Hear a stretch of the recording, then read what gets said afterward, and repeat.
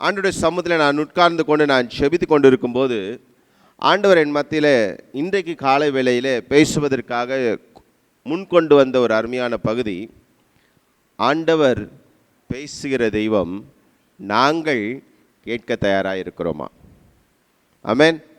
நாங்கள் சொல்லுவோமா, ஆண்டவர் பேசுகிற தெய்வம்? பக்கத்தில் இருக்கிறவங்க பார்த்து சொல்லுவோமா, ஆண்டவர் பேசுகிற தெய்வம். ஆனால் நாங்கள் தயாராக இருக்கிறோமா? நாங்கள் கேட்பதற்கு தயாராக இருக்கிறோமா? ஏனென்றால் அநேக நேரங்களிலே ஆண்டவர் பேசுகிறது நாங்கள் எதிர்பார்ப்பதல்ல. அதான் அங்கே பிரச்சனை.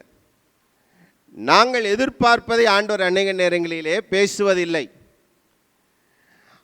ஆனால் நாங்கள் ஆண்டவருடைய பிள்ளைகள் என்று சொல்லுவோம் என்றால், ஆண்டவர் என்ன சொன்னாலும் கேட்பதற்கு தயாராக இருக்க வேண்டும் என்பதை இந்த காலை வேளையிலே அடிக்கோடிட்டு நான் கடந்து செல்ல விரும்புகிறேன். முதலாவது காரியத்தை நாங்கள் வேதத்திலிருந்து பார்ப்போம். ஆதியாகமம் 12ஆம் அதிகாரம் 1 முதல் 3 வரை. யாரா எடுத்து வாசிக்கிறீங்களா? ஆதியாகமம் 12 வசனங்கள் 1 முதல் 3. தேசத்துக்கு போ, நான் உன்னை பெரிய ஜாதியாக்கி உன்னை ஆசீர்வதித்து உன் பேரை பெருமைப்படுத்துவேன், நீ ஆசீர்வாதமாய் இருப்பாய். போதும் சிஸ்டர். இந்த நேரத்தில் நாங்கள் வாசிக்கிறோம், ஆபிரகாமை நோக்கி ஆண்டவர் சொல்லுகிறார், நீ என்ன செய்யணுமா? எல்லாத்தையும் விட்டுட்டு போ.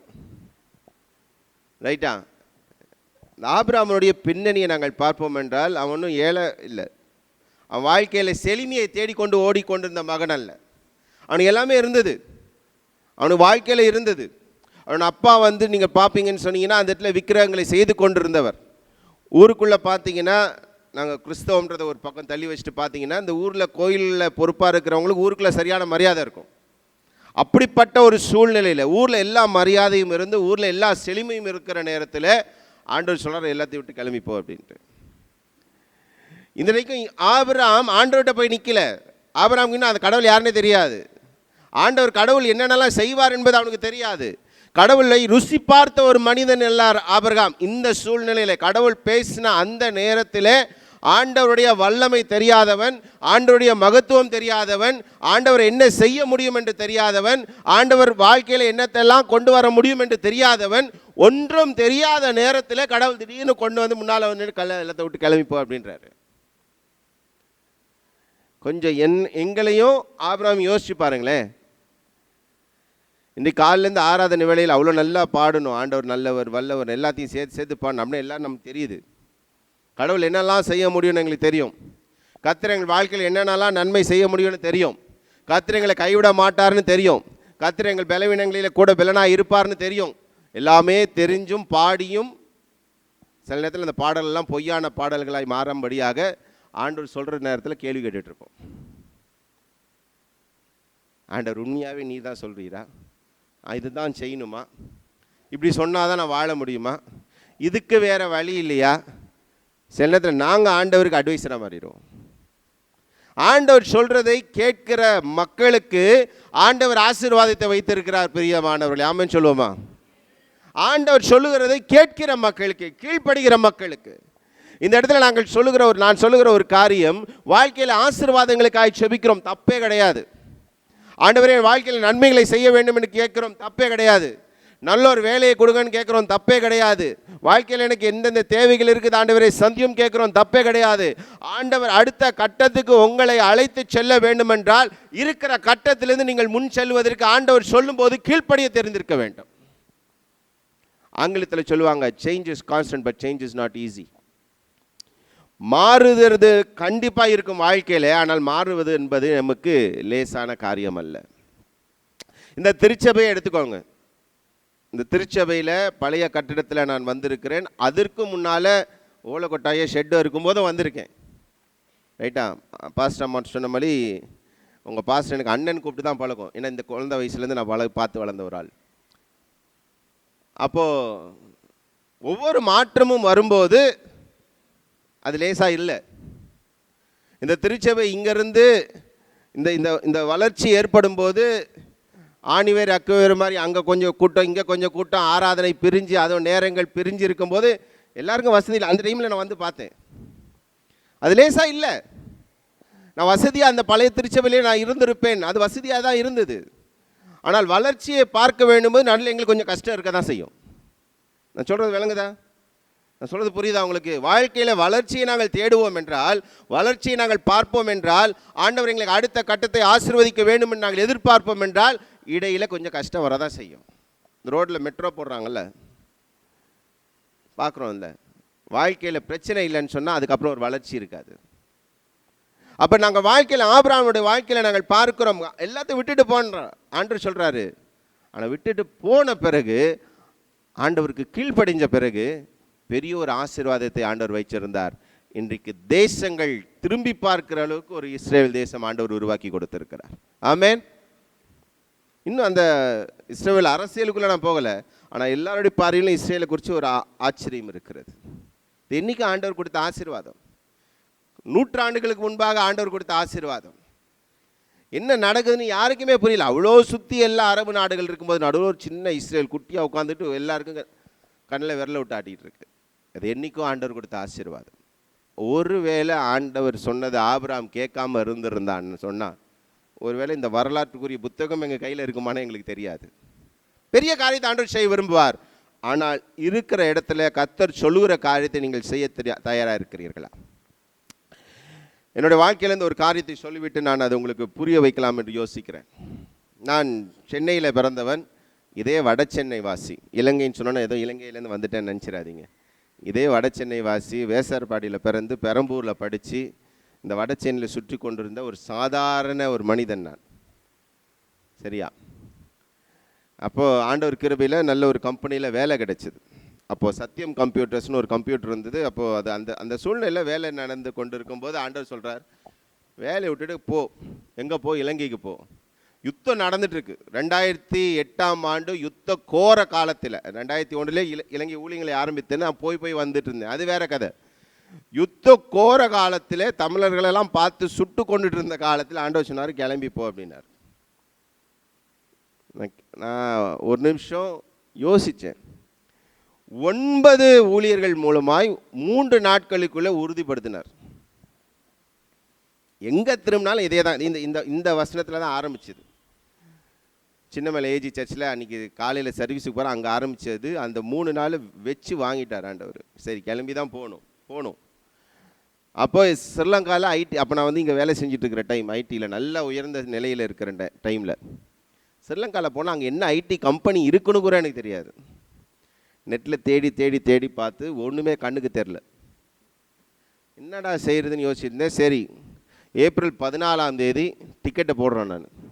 ஆண்டவர் சொல்கிறாரு, மே 7ஆம் தேதி டிக்கெட்டை திரும்பி போடுன்றார். நான் ஆண்டவர்கிட்ட கேட்டேன், ஆண்டவரே 30 நாள் விசா கடுப்பாங்க, அங்கே என்ன ஐடி கம்பெனி இருக்குன்னே எனக்கு தெரியாது, என்ன கம்பெனி இருக்குன்னே தெரியாது. இனி தான் போய் கம்பெனி என்ன இருக்குன்னு நான் தேடணும். தேடின பிறகு நான் இன்டர்வியூ அப்ளை பண்ணணும். அவனுங்க என்றைக்கு கூப்பிடுவானுங்கன்னு தெரியாது, ஒரு கதையும் தெரியாது. 30 நாள் வரைக்குமாச்சு நாங்கள் தங்கலாமே ஆண்டவரே அப்படின்னு. இல்லை, மே 7 ரிட்டர்ன் டிக்கெட்டை போடுனார். என்னோட கூட இன்னொரு ஊழியக்காரன் வந்திருந்தார். அவரும் சொன்னார், தம்பி என்ன நீங்கள் இருக்கிறது கொஞ்சம். நான் சொன்னேன், தெரியல, ஆண்டவர் மேலே சொல்லிட்டார் இந்த டேட் அன்றைக்கி டிக்கெட்டை போடணுமா அப்படின்ட்டு. சரி, ஓகே. மே 4ஆம் தேதி ஒரு அங்கே பிறகு நான் போய் தேடி கண்டுபிடிச்ச பிறகு மே 4ஆம் தேதி வர்ட்டுசான் ஒரு கம்பெனிலேருந்து இன்டர்வியூ வந்தது. அட்டன் பண்ணேன். 6ஆம் தேதி 5ஆம் தேதி ஃபஸ்ட் இன்டர்வியூ, ஒரு செகண்ட் ரவுண்ட் 6ஆம் தேதி. 6ஆம் தேதி நைட்டு 5 மணிக்கு சொல்கிறாங்க. அப்போ இந்த இன்டர்நெட் புக்கிங்லாம் கிடையாது. போய் ஏஜென்சியில் போய் டிக்கெட் வாங்கணும். அப்போ 5ஆம் தேதி எனக்கு இன்டர்வியூ டைம் வந்து 5 மணி. 5 மணிக்கு கூப்பிட்றாங்க, நீங்கள் செலக்ட் ஆகிட்டீங்க. ஆனால் என்ன பிரச்சனைனா, நாங்கள் ஒரு மிஸ்டேக் பண்ணிட்டோம், அந்த மிஸ்டேக்கை திருத்துறதுக்கு தான் நீங்கள் வரீங்க. ஏன்னா நாங்கள் ஒரு ப்ராஜெக்ட் மேனேஜரை நிறைய பேர் வெளியில் அது நான் ஃபஸ்ட் இன்டர்வியூ போகும்போதே உள்ளுக்குள்ளே வந்து 400 பேரை கம்பெனி விட்டு வெளியில் அனுப்புகிறாங்க. நான் இன்டர்வியூ செக்யூரிட்டி கிட்ட போய் சொல்கிறேன், நான் இன்டர்வியூக்கு வந்திருக்கேன். அந்த செக்யூரிட்டி மேலே கீழே என்னை பார்த்துட்டு இருந்தார். ஏன்ப்பா இருக்கிறவங்கள 400 பேரை வெளியில் அனுப்பிட்டு இருக்காங்க, நீ எங்கள் இன்டர்வியூக்குள்ளே வர அப்படின்ட்டு. தெரியாத இன்டர்வியூ கால் லெட்டர் இருக்குன்ட்டு. அப்போ தான் எனக்கு தெரியும் 400 பேர் வெளியில் அனுப்புகிற நேரத்தில் ஆண்டவர் என்ன உள்ளே அனுப்ப முடியும்ட்டு. ஆமேன். ஒரு கம்பெனி வந்து 400 பேரை வெளியில் அனுப்பும்போது என்ன உள்ளே கொண்டு வர முடியும் கம்பெனியாலன்ட்டு. உள்ளே போயிட்ட பிறகு அடுத்த நாள் வர சொன்னாங்க. அடுத்த நாள் செலக்ட் ஆகிட்டு சொன்னாங்க, நாங்கள் ஒரு மிஸ்டேக் பண்ணிட்டோம், வச்சிருக்க வேண்டிய ஒரு ப்ராஜெக்ட் மேனேஜரை தெரியாதனமாக நாங்கள் வெளியில் அனுப்பிட்டோம். ஸோ கிளையண்ட் காலுக்கு நான் இருக்கணும், நீங்கள் ஃபோன் அட்டன் பண்ணணும். ஆனால் நீங்கள் டூரிஸ்ட் விசாவில் வந்துட்டீங்க, உங்களை வேலைக்கு எடுக்க முடியாது. நாளைக்கு காலைக்குள்ளே நீங்கள் கிளம்புவீங்களா இருந்தால் உங்களுக்கு வந்து வேலை இருக்குது, எம்ப்ளாய்மெண்ட் இருக்குது அப்படின்னாங்க. இது வந்து 6ஆம் தேதி பின்னர் சாயங்காலம் 5 மணிக்கு சொல்கிறாங்க. சொல்கிறாங்க 5:30 மணிக்கு எல்லா டிக்கெட் ஏஜென்சியும் க்ளோஸ் பண்ணிடுவாங்க, நீங்கள் எப்படியாச்சும் டிக்கெட்டை கட்டுப்பிடிச்சி வாங்கிட்டீங்கன்னா வேலை இருக்குது அப்படின்னாங்க. அப்போ நான் சொன்னேன், இல்லை நாளைக்கு காலைல 7 மணி டிக்கெட் எனக்கு ஏற்கனவே கையில் இருக்குது, நீங்கள் அப்படின்னா நம்பவே இல்லை. நான் சொன்ன லெட்டர் டிக்கெட் எடுத்து காட்டின பிறகு சொன்னாங்க, அப்படியா, அப்போ உங்களுக்கு எம்ப்ளாய்மெண்ட் ஆர்டர் இருக்குது அப்படின்னாங்க. அன்றைக்கி வேலையில் உள்ள நுழைஞ்சு தான் இன்றைக்கு இருக்கிறேன். இன்றைக்கு இலங்கையில் இருக்கிற முழு கம்ப்யூட்டர் கம்பெனி அசோசியேஷனோட தலைவராக இருக்கிறேன். அல்லேலூயா. ஆண்டவர் சொல்கிறது வந்து முட்டாள்தனமாக இருக்கும். ஏன்னா பைபிளே சொல்லுது, உலக ஞானம் கடவுளுக்கு முன்பாக பைத்தியம், அவர் ஞானம் எங்களுக்கு முன்பாக பைத்தியம். முன்ன பின்ன எந்த கம்பெனி இருக்குன்னு கூட தெரியாத ஒரு நாட்டுக்கு போகும்போது முடிஞ்ச வரைக்கும் 30 நாளும் தங்கிட்டு வர்றது தான் உலக ஞானம். ஆனால் ஆண்டவர் சொன்னார் இந்த டேட்டுக்கு கிளம்பு. ஏன்னா ஆண்டவருக்கு தெரியும் வேர்ட்ஸால் அந்த டேட்டில் ஒரு வேக்கன்சி வரும், அந்த வேக்கன்சிக்கு அடுத்த நாள் காலம் கிளம்பணும் அப்படின்னு ஆண்டவர் முன்னாலேயே தெரியும். அதுக்கு தான் அன்றைக்கி ஆண்டவர் சொன்னார். நான் ஏன் சொல்கிறேன் அப்படின்னு சொன்னால், அநேக நேரங்களில் உலக ஞானத்தில் நாங்கள் வேலை செய்யும்போது ஆண்டோடைய ஆசீர்வாதத்தை நாங்கள் இழந்து விடுகிறோம். உலக ஞானம் தப்புன்னு நான் சொல்ல மாட்டேன். அந்த உலக ஞானம் எங்களுக்கு கொடுத்தது கடவுள் தான். அந்த உலக ஞானத்தில் நாங்கள் முடிவெடுக்கும் போது ஆண்டோடைய சமூகத்தில் வைத்து ஜெபித்து முடிவெடுக்கிறோமா என்பது தான் இங்கே கேள்வியாக இருக்கிறது.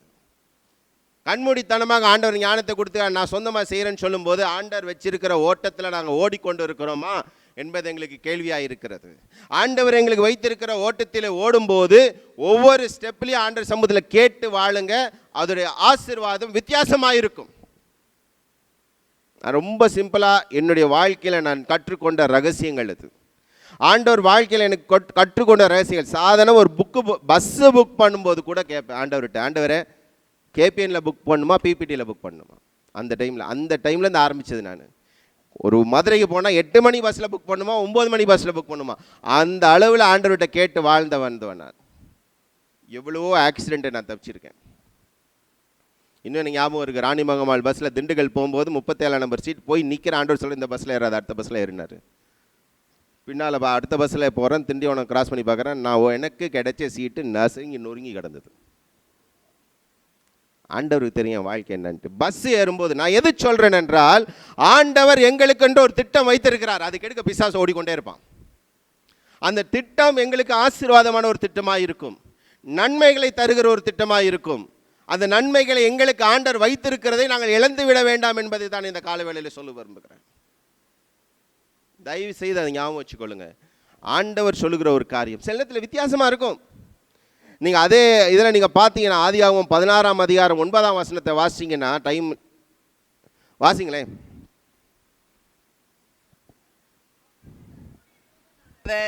நீ உன் நாச்சியார் அண்டைக்கு திரும்பி போ. யார்கிட்ட சொல்றாரு திரும்பி போ அப்படின்றாரு? யார்கிட்ட சொல்றாரு? ஆகார்கிட்ட சொல்றாரு. இப்போ ஆகார் எங்கேருந்து வரா? சாராள்கிட்டேருந்து ஓடி வரா. சாரா கொடுமைக்காரின்னு வரா, அந்த வீட்டில் பிரச்சனைன்னு வரா, இந்த வீடு எனக்கு வேணான்னு வரா, இந்த வீடு ஓடி போயிடுவேன்னு வரா. அந்த வீட்டில் ஒன்றும் நல்லா எல்லாம் இல்லை, பிரச்சனை கேலி கிண்டல் எல்லாம் இருக்குது. அங்கேருந்து வரா. ஆண்டவர் சொல்ல திரும்பி போ அப்படின்றாரு. சில நேரத்தில் ஆண்டவர் எங்களுக்கு கொடுக்கறது வந்து நாங்கள் எதிர்பார்ப்பதுக்கு எதிராக இருக்கும். திரும்பி போக வேண்டிய நேரத்தில் திரும்பி போக தான் இருக்குது. அதனால தான் பிறகும் ஆகாருக்கு அவளோட குழந்தை அழும்போது ஆண்டவர் திரும்பி கேட்குறாரு. ஏன்னா ஆண்டவர் தெரியும் அந்த ஆகா தன்னுடைய குரலை கேட்கிற ஒரு பெண் என்பது. எங்களுடைய வாழ்க்கையில ஆசீர்வாதங்கள் வர வேண்டும் என்றால் முதலாவது ஆண்டவர் குரலை கேட்டு கீழ்ப்படுகிறவர்களாக இருந்து கொள்ளுங்கள். அதுக்கு முதல் படி என்ன தெரியுமா தேவை? எங்களுக்கும் கடவுளுக்கும் ஒரு உறவு இருக்க வேண்டும். ஆமென். எவ்வளோ பேர் ஆண்டோட பேசுகிறீங்க? நீங்கள் பேசினா தான் அவரும் பேசுகிறது கேட்க முடியல. நமக்கே பேசுகிற பழக்கம் இருக்கான்றது எனக்கு தெரியல. நிறைய நேரத்தில் கடமைக்கு எந்திரிச்சு அன்புள்ள ஆண்டவரேன்னு காலையில் ஆரம்பிச்சுட்டு ஆமேன்னு முடிக்கிறது இல்லை. பேசுறதுன்னா பேசுறது, கான்வர்சேஷன், உரையாடல். ஆண்டவர் வந்து செத்து போன கல் இல்லை. சாராள் நவரோஜி ஒரு பாட்டு, அருமையான பாட்டு பாடுவாங்க, நிகரே இல்லாத சர்வேசாட். அவர் கல் இல்லை மண் இல்லை, அவர் பேசுகிற ஆண்டவர். இன்றைக்கு எங்களோடு கூட பேச விரும்புகிற ஒரு ஆண்டவர். பட் அந்த உறவு எங்ககிட்ட இருக்கா? ரெண்டாவது ஒரு காரியத்தை உங்கள் மத்தியில் கடந்து செல்ல விரும்புகிறேன். யாத்திராகமம் 3ஆம் அதிகாரம் 1ஆம் வசனம்.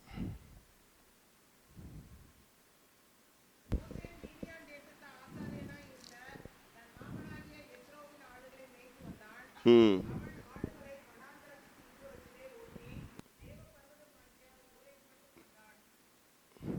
தொடர்ந்து வாசிங்க. அங்கே கர்த்தருடைய தூதனானவர் ஒரு முட்செடியின் நடுவிலிருந்து உண்டான அக்கினி ஜுவாலையிலே நின்று அவனுக்கு தரிசனமானார். எங்க இது எங்க நடந்தது? இந்த மோசேக்குரிய உரையாடல் எங்க நடந்தது? எப்போ நடந்தது? அவன் கடவுளை வணங்க செல்லும் போதா? அவனுடைய தினசரி ஆராதனை நேரத்திலையா? அவனுடைய தினசரி ஜெப நேரத்திலையா? அவன் ஆசிரியர் இருக்கான், அப்போ ஏதோ ஒரு கோயிலில் உட்காந்துருப்பான், அந்த நேரத்தில் வந்து ஆண்டவர் பேசினாரா? எங்கே பேசினார்? வேலை செய்கிற இடத்துல. சாதாரணமாக வேலை செய்கிற ஆடு மேய்ச்சிட்டு போகும்போது அந்த இடத்துல ஆண்டவர் நிப்பாட்டி அவனதை இங்கே வா அப்படின்னு கூப்பிட்டு பேசுகிறாரு. அப்படின்னு என்ன அர்த்தம்? உங்கள் ஜெப நேரத்தை நான் குறைச்சி பேசலை, ஜெப நேரம் ரொம்ப முக்கியம்.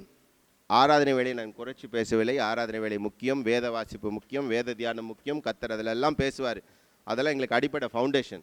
ஆனால் அதில் மட்டுமே பேசுவார்னு நினச்சிடாதீங்கன்றதான் நான் சொல்ல வரேன். எனி டைம் எந்த நேரத்திலும் ஆண்டவர் உங்களோடு கூட பேச விரும்புகிற தேவன். ஆமென் சொல்லுவோம். எனி டைம், எந்த நேரத்திலையும். வேலை செய்யும்போது, உங்கள் வேலை ஸ்தலங்களில் நீங்கள் வேலை செஞ்சுக்கிட்டு இருக்கும்போது, சில நேரத்தில் சொல்லலாம், நான் வீட்டில் வேலைக்காரையாக தான் இருக்கேன், இல்லை வீட்டில் நான் வந்து வீட்டில் ஒரு வேலை செய்யலை, வீட்டில் சாதாரண ஒரு மனைவியாக இருக்கிறேன், ஹவுஸ் ஒய்ஃபாக இருக்கேன். But that is your job, அதான் உங்கள் வேலை. அந்த நேரத்துலையும் ஆண்டவர் பேச முடியும். அந்த நேரத்தில் ஆண்டவர் பேச முடியும். பிரியமானவர்களை, நான் என்ன சொல்ல வருகிறேன் என்றால், ஆண்டவர் எங்களிடத்தில் பேசுகிற நிலையிலே நாங்கள் இருக்கிறோமா? ஆண்டவர் சொல்கிறாரு, மோசேட்ட சொல்கிறாரு, பாதரட்சியை கழட்டி போடு, இந்த இருக்கிற இடம் பரிசுத்தமான இடம். பரிசுத்தமானவன் ஆசாரியத்தில், அது இது ஆலயத்திலே உட்காந்துருந்தோம். வேலை செய்கிற இடத்தை சொல்கிறாரு ஆண்டவர், நீ பரிசுத்தமாக இருக்கப்பா, இந்த இடம் பரிசுத்தம், ஏன்னா நான் இருக்கிறேங்க. அப்படின்னா நீங்கள் வேலை செய்கிற இடங்கள் பரிசுத்தமாக இருக்கிறதா? நீங்கள் ஒரு ஸ்கூலுக்கு போய் கொண்டிருக்கலாம், படித்து கொண்டு இருக்கலாம், கல்லூரியில் இருக்கலாம், அதுதான் உங்களுக்கு அந்த வயசில் வேலை. அந்த இடத்துல பரிசுத்தமாக இருக்கிறீங்களா? ஆண்டவர் ஒன்றத்தில் அந்த இடத்துல பேச முடியும். என்னுடைய முதல் ஊழியம் நான் ஆரம்பித்தது என்னுடைய கல்லூரி காலத்தில். கல்லூரி படிக்கும்போது தான் என்னோட முதல் பிரசங்கம். எல்லாம் கடவுள் விட்டு ஓடி போகிற நேரத்தில் எனக்கு கடவுள் பிடிச்சி இழுத்து எடுத்துகிட்டு வந்தார். அந்த இடத்துல ஆண்டோடைய பிரச்சனத்தை உணர முடியுமா? முடியும். அந்த இடத்துல சாட்சியாக இருக்க முடியுமா? முடியும். வேலை செய்கிற இடத்துல சாட்சியாக இருக்க முடியுமா? முடியும். ஆண்டவர் உங்களோடு கூட பேசுகிற அளவிற்கு அந்த இடத்தை நீங்கள் வைத்திருக்கிறீர்களா? முதலாவது இன்றைக்கி நான் கேட்குற அடிப்படையிலேருந்து நான் ஆரம்பிக்கணும்னு சொன்னால், நாங்கள் வேலை செய்கிற வேலை முதல்ல ஆண்டவருக்கு பிரியமுள்ள வேலையா? ஆண்டவருக்கு பிரியமான வேலையிலே நாங்கள் வேலை செய்து கொண்டிருக்கிறோமா? இப்படி கேட்குறேன்னு யோசிக்காதீங்க. இன்றைக்கி நிறைய நேரங்களில் நாங்கள் செய்கிற வேலையே வந்து ஆண்டவருக்கு பிரியமில்லாத வேலையாக இருக்கும், பொய் சொல்கிற வேலையாக இருக்கும். இன்றைக்கி உலகம் அப்படி தான் சொல்லுது, சில வேலைகளை பொய் சொன்னால் தான் நடக்கும்ட்டு. சாரி, அங்கே எங்களுக்கு வேலை இல்லை. ஏன்னா நாங்கள் ஆண்டவருக்காய் வாழ வேண்டிய மக்கள். நான் இப்போது ஸ்ரீலங்காலேருந்து வரும்போது கப்பலில் வந்தேன். அப்போ நாகப்பட்டினம் தாண்டி காரைக்காலுக்குள்ளே என்ட்ரு ஆகும்போதே பயங்கர பெரிய லைட்ஸு, பயங்கர ஜகஜோதியாக ஒரு பில்டிங் இருந்தது. என்னடா அப்படின்னு பார்த்தா சகாயா மாதா வைன்ஸ்ன்னு போட்டிருந்தது. இப்போ எனக்கு கத்தோலிக்க இதில் நிறைய முரண்பாடுகள் இருக்குது. ஆனாலும் வெளியில் இருக்கிற ஒரு புறஜாதி மகனுக்கு கத்தோலிக்க நான் கிறிஸ்டின் நான் ஆர்சி எல்லாம் தெரியாது. அவ்வளோ ஜெகஜோதியாக ஒரு வைன் ஷாப்புக்கு சகாய மாதா வைன்ஸ்ன்னு போட்டு ஃபுல்லாக மாதா படங்கள் போட்டு டெக்கரேட் பண்ணி, அதில் மேலே இங்கே சிலுவை, அங்கே அது போட்டு இதை போட்டு, நான் யோசித்தேன், என்ன சாட்சியை நாங்கள் கொடுக்குறோம் வெளியில் உலகத்துக்கு? நாங்கள் இன்றைக்கி வேலை செய்கிற காரியங்கள் எப்படி இருக்கிறது? நாங்கள் சொல்லுகிற காரியங்கள் எப்படி இருக்கு? ஒருவேளை கடையில் நாங்கள் விற்கிறவர்களாக இருக்கலாம், பொய் சொல்லி விற்கிறோமா? சேல்ஸ் வரணுன்றதுக்காக பொய் சொல்லுகிறோமா? கஸ்டமர் வேணுன்றதுக்காக பொய் சொல்கிறோமா? நீங்கள் ஒரு இன்சூரன்ஸ் கம்பெனியில் இருக்கலாம், பேங்க் லோனில் இருக்கலாம், அவங்க வேலையெல்லாம் நான் குறையாக சொல்லலை, எல்லா வேலையும் எங்களுக்கு தேவை. ஆனால் பொய் சொல்லி செய்கிறோம் என்றால் அங்கே கிறிஸ்தவ சாட்சி இல்லை. எனக்கு அவங்களுக்கு அதில் வர 100 ரூபாய் உங்களுக்கு ஆசீர்வாதமாக இருக்காது, அதில் வர 1000 ரூபாய் கமிஷன் உங்களுக்கு ஆசீர்வாதமாக இருக்காது. தயவு செய்து என் மேலே கோச்சிட்டாலும் பரவாயில்ல, அதுதான் உண்மை. பொய் சொல்லி நீங்கள் விற்கக்கூடிய எந்த ஒரு சேல்ஸ்லேயோ, பொய் சொல்லி நீங்கள் செய்யக்கூடிய எந்த ஒரு வேலையினாலேயோ, வர ப்ரொமோஷன்னாலேயோ, அதில் வரக்கூடிய எந்த ஒரு பணத்தினாலேயோ உங்கள் வீட்டில் ஆசீர்வாதம் இருக்காது. அதுக்கு 2 மடங்கு சாபம் தான் வரும். போனவன் வைத்தறிச்சலோடு இருப்பான். பிரியமானவர்கள், எங்கள் வேலை முதலாவது பரிசுத்தமாக இருக்க வேண்டும். அந்த இடத்துல ஆண்டவர் எங்களோடு கூட பேச விரும்புகிறார். மோசே வேலை செய்கிற இடத்துல தான் சொன்னார், இதான் அடுத்த லெவலுக்கு நீ போகிறடான்னாரு. வேலை செய்கிற இடத்துல தான் ஆண்டவர் சொன்ன, அடுத்த நாளைக்கு போகிற ஆண்டவர் அந்த இடத்துல அந்த கான்டெக்ட்ல ஆண்டவர் பேசுகிறார், அந்த சூழ்நிலையில் பேசுகிறார். இது இல்லை உன்னோட இடம், இதுக்கு அடுத்த இடத்துக்கு நீ போகிற. பிரியமானவர்களே, எங்களுக்கு வேலை செய்கிற போது ஆண்டவர் கூட எங்களுக்கு உறவு இருக்கிறதா? இல்லை எங்கள் நண்பர்களோடு கூட சேர்ந்து போன பிறகு இன்றைக்கி அநேகமான நேரங்களே எங்கள் கிறிஸ்தவ வாழ்க்கை ஞாயிற்றுக்கிழமை திருச்சபையோடு முடிந்து விடுகிறது.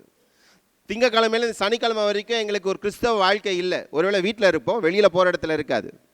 வீட்டுக்குள்ளே சாட்சியாக இருக்கலாம், ஆனால் வெளியில் எங்கள் நண்பர்களோடு இருக்கும்போது நாங்கள் கிறிஸ்தவர்களாக இருக்கிறோமா, கிறிஸ்தவ சாட்சியோடு வாழ்கிறோம் என்றால் கேள்வி. ஆண்டவர் சொல்கிறாரு, அவரை நாங்கள் போகிற இடங்களில் மறுதளிப்போம் என்றால் அவரும் பிதாவிடத்தில் எங்களை என்ன செஞ்சிடுவாராம், மறுதளிச்சிடுவாராம். என்னடா இந்த மனுஷன் வந்ததுலேருந்து காலையிலேருந்து சப்ஜெக்டே இருக்காருன்னு நினைக்காதீங்க. ஆண்டவர் என்ன சொல்ல சொன்னாலும் சொல்லிட்டு போயிடுவேன், அதான் என் வேலை. மறுதளிக்கிறதுனா பேதுரு போல ஆண்டவர் தெரியாதுன்னு சொல்கிறது இல்லை. ஆண்டவரை அது மட்டும் இல்லை, ஆண்டவரை காட்ட வேண்டிய நேரத்தில் காட்டாமல் இருந்தீங்கனாலும் ஆண்டவரை மறுதளிக்கிறது தான். ஆண்டவருடைய பிள்ளை என்பதை நீங்கள் காட்டாமல் இருந்தாலும் ஆண்டவரை மறுதளிக்கிறீர்கள் என்ற அர்த்தம். ஆண்டவருக்கு சாட்சியாக இருக்க வேண்டிய நேரத்தில் சாட்சியாக இல்லை என்றாலும் நீங்கள் மறுதளிக்கிறீர்கள் என்ற அர்த்தம். உண்மை பேச வேண்டிய நேரத்தில் பொய் சொல்லிங்கனாலும் மறுதளிக்கிறீர்கள் என்ற அர்த்தம். மன்னிக்க வேண்டிய நேரத்தில் மன்னிக்காமல் இருந்தாலும் மறுதளிக்கிறீர்கள் என்ற அர்த்தம். கிறிஸ்தவ விழுமியங்களை எங்கேயாச்சும் நீங்கள் காட்டாமல் இருந்தீங்கன்னா கிறிஸ்துவுடைய சாட்சிக்கு நீங்கள் மறுதளிக்கிறீர்கள் என்ற அர்த்தம் பிரியமானவர்களே. ஆனால் வேதம் கிளியராக இருக்குது, திட்டம் தெளிவாக இருக்குது. எப்படி வாக்கு தத்தம் உண்மையாக இருக்கிறதோ கர்த்தர் கொடுத்த கண்டிப்பும் உண்மையாக இருக்கிறது வேதத்தில். நாங்கள் ஒன்று சென்சர் போர்டு நடத்தலை, இந்த வசனம்லாம் கரெக்ட், இந்த வசனம்லாம் தப்புன்னு சொல்கிறதுக்கு. எல்லா வசனமும் உண்மையான வசனங்கள், எல்லா வசனத்துக்கும் வல்லமை இருக்கிறது. வசனங்களை ஆண்டவர் அதை நிறைவேற்றவில்லை என்றால் ஆண்டவர் பொய்க்காரராக மாறிடுவார். சொல்கிறது விளங்குதா? ஆண்டவர் தண்டிப்பேன்னு சொன்னால் தண்டிச்சு தான் ஆகணும். அவர் தண்டிக்கலைன்னு சொன்னால் ஆண்டவர் பொய்க்காரர் ஆயிடுவார். அப்போ அவர் உண்மையாக இருக்கிறதுக்காச்சும் எங்களை தண்டிச்சு தான் ஆகணும். ஆண்டவர் கிருபை உள்ளவர், மன்னிப்பு கேட்டிங்கன்னா நான் கேட்காத நேரத்தில் என்ன சொல்லுக வருகிறேன் என்றால், நாங்கள் வேலை செய்கிற இடத்துல ஆண்டவர் எங்களோடு கூட தொடர்பு கொள்ள விரும்புகிற ஒரு ஆண்டவராக இருக்கிறார். ஆண்டவர் எங்களை ஆசீர்வதிக்க வேண்டும் என்பதற்காக தான் செய்கிறார். ஆண்டவர் எங்களோடு கூட இடைபட வேண்டும் என்பதற்காக தான் செய்கிறார். அதில் நான் உங்களுக்கு என் வாழ்க்கையில் ஒரு சாட்சியை நான் சொல்ல விரும்புகிறேன். சத்தியம் கம்ப்யூட்டர்ஸில் நான் வேலை செஞ்சுட்டு இருந்தேன்னு சொன்னேன். 2007 ஆண்டு ஒவ்வொரு நகரத்திற்கும் சிறந்த ப்ராஜெக்ட் மேனேஜர்னு அவார்டு கொடுப்பாங்க. 2007 ஆண்டு சென்னை மாநகரத்துடைய அவங்க சென்னை, பெங்களூர், ஹைதராபாத், புவனேஸ்வரில் சத்தியம் கம்ப்யூட்டர்ஸ் ஆஃபீஸ் இருந்தது. பழைய காலத்து ஆக்கள் தெரியும்னா தெரியும். 2007 ஆண்டு ஒவ்வொரு நகரத்துக்கும் சிறந்த ப்ராஜெக்ட் மேனேஜர்ஸ். 2007 ஆண்டு சென்னைக்குரிய ஒரே ப்ராஜெக்ட் மேனேஜர் அவார்டு நான் தான் வாங்கினேன். ஆனால் அந்த சத்தியமுடைய சிஸ்டம் பிரகாரம், ஏன்னா மற்ற பெங்களூர், ஹைதராபாத்லாம் 20-30 பேர் வாழ்ந்தாங்க. பட் அந்த சிட்டி லெவலில் இருக்க எல்லாரையும் கூப்பிட்டு ஒரு பெரிய 5 ஸ்டார் ஹோட்டலில் ஃபங்க்ஷன் வைப்பாங்க. ஸோ அக்டோபர் 31 ஓஎம்ஆரில் இருக்க ஃபார்ச்சூன் ஹோட்டலில் எனக்கு ஒரு இந்த ப்ராஜெக்ட் மேனேஜர்ஸ் அவார்ட் ஃபங்க்ஷன். ஆனால் அவார்டு கொடுக்க வேண்டிய ஆள் ஒரே ஒரு ஆள். எனக்கு மட்டும் அந்த காலத்தில் 10 லட்ச ரூபா செலவு பண்ணி ப்ரோக்ராம் வச்சாங்க. எனக்குன்னு இல்லை, அது அவங்க சிஸ்டம். வருஷம் யார் யாரெல்லாம் அவார்டு இருக்கோ கொடுப்பாங்க. 2007 எனக்கு கிடைச்சிது. ஆனால் சென்னைக்கு நான் மட்டும் தான் இருந்தேன். நான் இல்லைன்னா அந்த ஃபங்க்ஷன் நடந்திருக்காது. ஏன்னா ஒரு ஆள் இருக்கிறன்றதுக்காக அந்த அவார்டு ஃபங்க்ஷன் வச்சாங்க. 2007 அக்டோபர் 31 அவார்டை வாங்கிட்டு வந்து நைட், ஆண்டவரே ரொம்ப நன்றி ஆண்டவரே, இப்படி ஒரு அவார்டை கொடுத்துருக்கீங்கன்னா காலைல சொல்கிறேன். காலைல போனோன்னு முதல்ல பேப்பரை போடு அப்படின்னார், ரிசைன் பண்ணு அப்படின்னார். 11 வருஷம் வேலை செஞ்சுருக்கேன் சத்தியமில். அந்த டைமில் அதுதான் one of the best companies, 4வது பெஸ்ட்டு ஐடி கம்பெனியாக இருந்த காலம். சென்னையில் நான் சேரும்போது 6வது எம்ப்ளாயி. ஸோ சென்னையில் இமெயில் ஐடி வரத்துக்கு முன்னால் நாங்கள்லாம் ஆட்டோ பிடிச்சி டி நகரில் போயிட்டு சைபர் கஃபேல சத்தியமுக்கு இமெயில் ஐடி செக் பண்ண காலத்துலேருந்து சத்தியம் கம்பெனியில் வளர்ந்த ஒரு ஆள். கிட்டத்தட்ட 15,000 பேர் வரைக்கும் வளர்ந்துருச்சு. அந்த டைமில் நான் ஒரு ப்ராஜெக்ட் மேனேஜராக இருக்கேன், அவார்டு வாங்குகிறேன். ஆண்டவரே அவார்டுக்கு நன்றினா காலைல போய் ரிசைன் பண்ணு அப்படின்றாரு. இதுதான் ஆண்டவர், இதுதான் ஆண்டவர். காலைல போயிட்டு மேனேஜருக்கு போனோன்னு 9 மணிக்கு காலைல ஃபோன் பண்ணி சொன்னேன், ஸ்டாலின் சார், ஸ்டாலின் தான் கூப்பிடுவோம், Stalin I want to resign அப்படின்னு. அந்த ஆள் ஃபோனில் எப்படி திட்டிருப்பாருன்னு யோசிங்கன்னு. அந்த ஆள் சொல்கிறாரு, நேற்று உன் ஃபங்க்ஷனுக்கு நடத்தினா போர்டு கூட இன்னும் கழட்டலை, பில்லு கூட செட்டில் பண்ணல. என்ன நினச்சிட்டு வந்து என்கிட்ட ரிசைன் பண்ணுறேன்னு சொல்கிறேன் அப்படின்னாரு. I'm sorry, I need to resign. 2 months notice கொடுக்குறேன், ஐ நீட் டு ரிசைன் அப்படின்னு. பைத்தியம்னாரு, முடியாதுனாரு. எவ்வளோ எஸ்கலேட் பண்ண முடியும் அவ்வளோ தூரம் எஸ்கலேட் பண்ணாங்க. ஏன்னா கம்பெனிக்கு நஷ்டத்தை கொண்டு வந்துட்டேன்ட்டு. ஸ்ட்ராங்காக இருந்தேன். மேலே ஒருத்தர் சொன்னார்னா நான் கேட்டு தான் ஆகணும். என்னென்னமோ சொல்லி தாஜா பண்ணாங்க. இன்னும் 1 வருஷம் சத்தியம் கம்பெனி இருந்த இடம் இல்லாமல் போயிடுச்சு. ஊழலில் அந்த தலைவர் மாட்டி நியூஸ் பேப்பரை பார்த்தீங்கன்னா தெரியும். இது ஆண்டவர் தெரிஞ்சிருந்தது, எங்களுக்கு தெரியாது. இது ஆண்டவர். எப்போ? வேலை சம்பந்தப்படத்தில், வேலைக்குரிய இடத்துல ஆண்டவனோடு கூட பேசினார். ஏன் வாழ்க்கையில் ஏன் சொல்கிறேன்னு சொன்னால், எங்கள் வாழ்க்கையில் இருக்கிற காரியங்களிலே கர்த்தர் எங்களோடு கூட இடைப்படுவார் என்று நாங்கள் யோசிப்போம் என்றால், எங்கள் வேலை ஸ்தலத்திலே நாங்கள் பரிசுத்தமாக இருக்க வேண்டும். கர்த்தர் எங்களோடு கூட பேசுகிற தேவன் எங்கள் வேலையிலும் பேச முடியும், அடுத்தடுத்த கட்டங்களுக்கு பேச முடியும், கல்லூரியில் பேச முடியும், பள்ளிக்கூடத்தில் பேச முடியும், வீட்டில் சாதாரண மனைவியாக இருந்தாலும் பேச முடியும். ஆண்டவர் பேசுகிற ஒரு தேவனாக இருக்கிறார். ஆமென். ஆண்டவர் எங்களோடு கூட பேச விரும்பும் போது நாங்கள் தயாராக இருக்கிறோமா என்று தான் நாங்கள் யோசிக்க வேண்டும். பிரியமானவர்களே, இன்னொரு காரியத்தை நான் உங்கள் மத்தியில் சொல்லி நான் முடிக்க விரும்புகிறேன்.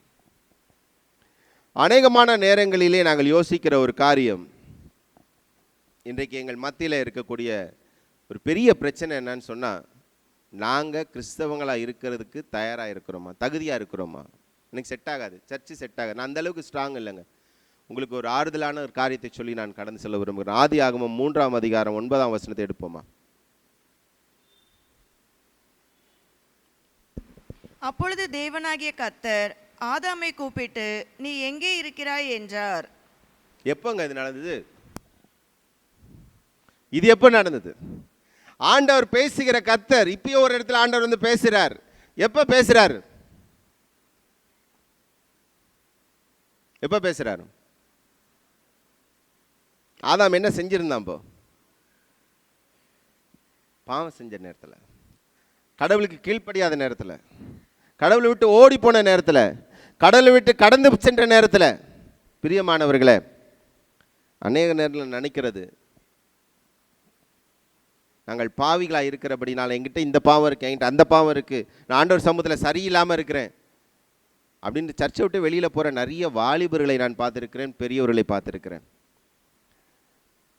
ஆண்டவர் பாவம் செஞ்ச பிறகு ஆண்டவர் தேடி ஓடி வருகிற ஒரு ஆண்டவர். ஆமென் சொல்லுவோமா? நாங்கள் பாவிகள் என்று தெரிந்து தான் எங்கள் மேல் அன்பு செலுத்துகிற ஒரு ஆண்டவர். அதுக்காக நான் பாவம் செய்யுங்கன்னு நான் சொல்லலை, ப்ளீஸ் டோன்ட் டூ தட். அந்த லைசன்ஸை நான் கொடுக்கல. பரிசுத்தமாக வாழ வேண்டிய நாங்கள், பரிசுத்தத்தை நோக்கி ஓட வேண்டிய நாங்கள், அதில் எனக்கு மாற்று கருத்து இல்லை. ஆனால் அதே நேரத்தில் சில நேரத்தில் இந்த மட்டம் தட்டுற வேலை இருக்கும். ஐயோ நீ சரியில்லை, நீ இதுக்கு ஒத்து வர மாட்ட, நீ இதில் போய் ஒன்றும் செய்யாத, நீ அங்கே போய் உட்காந்துரு, நீ ஏன் சர்ச்சுக்கு போகிற, நீ ஒழுங்கா இல்லையே, நீ ஜெபம் பண்ணலையே, இப்படியே சொல்லி எங்களை தட்டி தட்டி வைக்கிற பிசாசை நான் நிறைய நேரத்தில் பார்த்துருக்கேன். அது ஒரே இடம் எங்களை பின்னால் எழுதிட்டு போயிடும். ஏனென்றால் ஆண்டவர் என்ன எதிர்பார்க்கிறார் என்றால், நீங்கள் ஆண்டவர் விட்டு கடந்து செல்லும் போது, ஏதோ ஒரு சூழ்நிலையில் ஆண்டவர் விட்டு விலகி செல்லும் போது, ஏதோ ஒரு சூழ்நிலையில் ஆண்டவரை மறந்திருக்கும் போது, ஆண்டவர் திரும்பி உங்களை தேடி ஓடி வராரு. திரும்பி அந்த உறவை நான் பாதுகாக்க வேண்டும் என்று, இந்த பிள்ளையை நான் பாதுகாக்க வேண்டும், இந்த மகனை நான் பாதுகாக்க வேண்டும், இந்த மகளை நான் பாதுகாக்க வேண்டும் என்று ஆண்டவர் தேடி வருகிற தேவன். ஆண்டவர் உங்களிடத்தில் பேச விரும்புகிற ஒரு தேவன். ஆண்டவர் எங்களை தேடி வருகிற ஒரு தேவன். நாங்கள் அந்த நேரங்களில் ஓடி விடுக்கிறோம். அது பிசாசு ஓட வச்சிடறான், நீ சரியில்லை அப்படின்ட்டு. ஆண்டவர் பாவத்தை தான் வெறுக்கிறார். பிரியமானவர்களை, இன்றைக்கு காலையில் யாராச்சும் மனசில் யோசிச்சு கொண்டிருந்தீங்கன்னா, நான் ஆண்டவர் சமூகத்தில் தகுதியாக இருப்பேனான்ட்டு, தகுதிப்படுத்துகிறது நீங்கள் இல்லை, தகுதிப்படுத்துகிறது ஆண்டவர். ஆமென். என்னோடய வாழ்க்கையிலேருந்து ஒரு காரியத்தை நான் சொல்லுகிறேன். வாலிப வயசில் நான் சொன்ன மாதிரி கல்லூரி காலங்களிலே என்னுடைய ஊழியத்தை ஆரம்பித்து விட்டேன். 92ஆம் ஆண்டு, 97, 98 என்னோடய வாலிப வயசுகள் பல சோதனைகள் எல்லாம் கடந்தெல்லாம் வரும்போது, ரொம்ப பெரிய பிரச்சனைலாம் இல்லை, அப்படி இப்படி சின்ன சின்ன பிரச்சனைகள் இருக்கும்போது, நான் 97ஆம் ஆண்டு அதுக்குள்ளே எங்கள் அம்மா நடத்தி இந்த சர்ச் இருந்துச்சு, அந்த சர்ச் என் கைக்கு வந்துடுச்சு. 97 நான் சர்ச் டேக் ஓவர் பண்ணிவிட்டேன். 97ஆம் ஆண்டு, 96 டேக் ஓவர் பண்ண, 97 நடக்கிற சம்பவத்தை சொல்லுகிறேன். ஒரு நாள் யோசிச்சேன், ஆண்டவரே நான் ரொம்ப பர்ஃபெக்டாக இல்லை, நான் ரொம்ப பரிசுத்தமாக இல்லை, இந்த சர்ச்சில் நம்ம நடத்த வேணாம், வேறு ஆள்கிட்ட நீங்கள் கொடுத்துருங்க, இந்த ஊழியத்தை கொடுத்துருங்க, அதனால் இந்த ஊழியம் வேணால் நான் சாதாரண விசுவாசியாக இருந்துட்டு போகிறேன் ஆண்டவரே அப்படின்னு சொல்லிட்டு ஒரு நாள் முடிவு பண்ணிவிட்டு மேலே மாடிக்கு போயிட்டு ஒரு ஜெபம் பண்ணிட்டு, ஆண்டவரே இதான் என்னுடைய ஊழியக்காரனாக செய்கிற கடைசி ஜெபம் அப்படின்னு சொல்லிட்டு நான் ஒரு நாள் மாடிக்கு போனேன். அந்த மாடிக்கு போய் உட்காந்து ஜெபிக்கலான்னு போய் கட்டில் முழங்கால் போட்டு கட்டில் சாஞ்சி முழங்கால் போடலான்னு வந்து கட்டில் மேலே ஒரு பாட்டு புக் இருந்தது. அந்த பாட்டு புக்கு எடுத்து வருஷங்களாது அது எங்கள் அம்மா பாடிட்டு இருந்த புக்கு. சாங்ஸ் அண்ட் சோலோஸ்னு அந்த காலத்து இங்கிலீஷ் பாட்டு புக்கு இருக்கும். அந்த புக்கு யாருமே பாடுறதில்லை. அதையே வந்து என் கட்டில் கலந்ததோ தெரில, ஆனால் அது இருந்தது. ஆச்சரியமாக இருந்தது. இதான் ஆண்டவர் செய்கிறது.